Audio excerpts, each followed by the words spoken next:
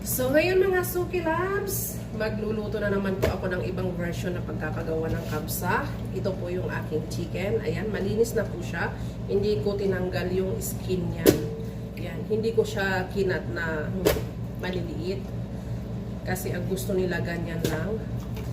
Ang kabsa po is iba-iba rin po ang pagkakaluto niya. Tawag dito, iba-iba rin ang style nila. So, ngayon, ang gusto nila ay yung ibang version naman ng kabsa nila. Yung manok daw, ilagay ko daw sa oven. Sabi ko, okay, sige. So, nag-search ako. Kasi, minsan kasi sa dami ng iniisip ko, is nakakalimutan ko na rin po talaga siya. So, ito po ngayon ang aking kamatis. Malalaking hiwa lang po siya. Ito po yung aking onions. Same lang po ng process. Kaya nga lang ang manok is ilalagay ko siya sa oven. Kaya po ganun. So, ito naman yung aking yan, garlic paste. At ito naman yung aking dried lemon. Ayan. See, ayan po siya. Hinihiwa ko lang po ng medyo magkaroon lang siya ng bukas. Ito naman, iwan ko kung anong pangalan nito. Basta spices din siya. Binili ng amo ko sa Istanbul. One time nagbakasyon po sila. At saka, ito naman po ay dried lemon na ginigiling ko siya. See? Yan po. Tapos, as always, naglalagay po ako dito ng Maggi. Ayan. Yung pang manok. Kasi may Maggi po dito na powder. Kaya ito po, nilagyan ko siya ng 2. At syempre, lalagyan ko siya ng aking chicken spices. Ito po siya. 1, 2, 3. 3 lang po siya. 4 na takas yung aking manok. So, ganito lang po ang gagawin ko, guys. At isasalang ko siya sa apoy maya-maya. Nasaan na ba yung aking asin? So, ayan. Tingnan nyo ang aking aparador ng mga tawag dito ng mga sangkap. So, maglalagay din po ako dito ng asin. Ang asin ko po is depende sa takang ng rice ko. 1, 2, 3, 4. Pagkakabisado na po talaga ang pagluluto, guys, is ano-ano na lang, ganyan-ganyan na lang. Ganyan po ang ginagawa ko. So, iluluto ko na po siya sa ngayon. Ito po pala mga Suki Labs ang nilalagay kong butter dito. Ayan siya. Ito po yung ilalagay ko dito sa aking kabsa instead na cooking oil. See? Tingnan nyo. Ano siya? Kasi sa init po dito ng kusina, natutunaw siya. Kaya yung ginawa ko, nilagay ko siya sa ref. Para mapanatiling siya, hindi siya nasisira. Kasi sa sobrang init po dito, ngayon sa Middle East, nasisira po talaga ang mga ganitong bagay na nasa labas lang. Kaya ang ginagawa ko, nilalagay ko siya sa ref. So, ayan na po siya. Lalagyan ko lang ng konting paminta, yan, tansya-tansya na lang po, guys. So, ayan, lulutuin ko na po siya. Ayan, ayan ko lang siya dyan. Kukuberan ko lang po siya. Mga 10 minutes or 15 minutes. Hanggang sa maluto lang yung aking kamatis. Sasangkutsahin ko na po siya. Mag-prepare naman po ako ngayon para sa iba. Ganyan po ang ginagawa ko kasi yung lasa po ng manok is lumalabas po siya at sumasama siya sa tawag dito, sa rice. Kapag rice po ang nilalagay ko. Kaya ganyan po talaga lagi ang pag-isa ko. Ayan.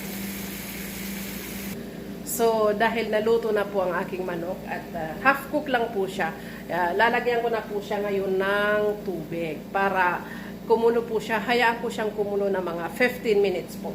Ayan. Hanggat sa maluto lang po ang aking manok. Ngayon po, mga Suki Labs, tatanggalin ko na ang aking manok. Ilalagay ko na siya dito. Kasi, ilalagay ko naman po siya sa oven. Yan. See? Ang pagluluto guys ng Arabic food is masyadong mapusisi. Yan. Dito po ilalagay ko naman yung aking rice. Ito po yung aking rice. Ayan. binabad ko po siya ng mga halos 30 minutes na sobra. Bago ko siya ilagay, i-drain ko lang po ang tubig niya. Ayan. So, dahil na-drain ko na po, dito ko na ilalagay. Ayan. At hakayaan ko na siyang maluto dyan.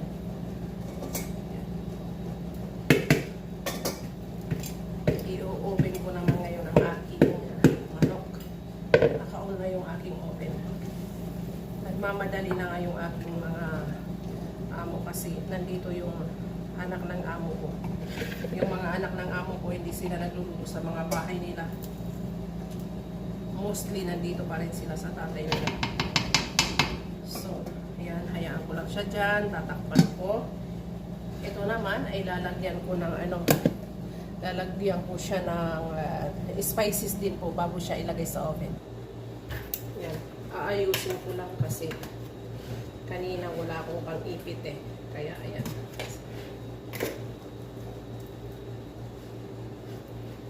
Ang pagkain na to madali na mahirap gawin. Mapusisi ba? Ito ano lang, kung ano ang nilagay ko kanina dito na sangkap. Iyon din ang nilagay ko. Pero minsan naglalagay din ako ng kung ano lang yung naiisipan ko minsan. Ayan.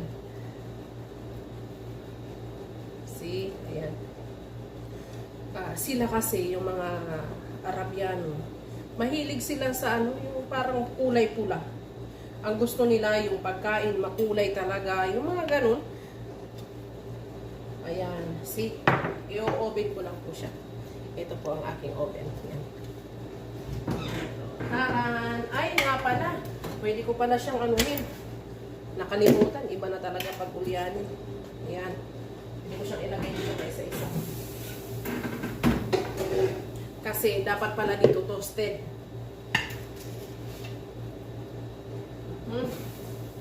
Kaya itong maliit na oven ko guys, inon ko siya sa taas at saka sa baba para matoasted yung taas, matutoasted din yung sa baba.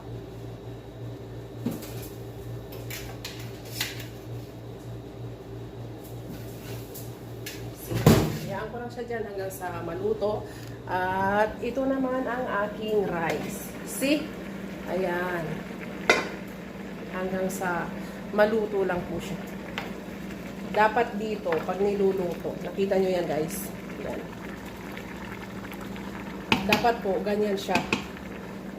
Kasi, ang rice po nila, ayaw nila ng malambot masyado. Kaya, ang tubig is, tinatansya ko po talaga. Naluto na po yung aking kabsa. Hindi ko na na-videohan kasi kinuha na ng amo ko.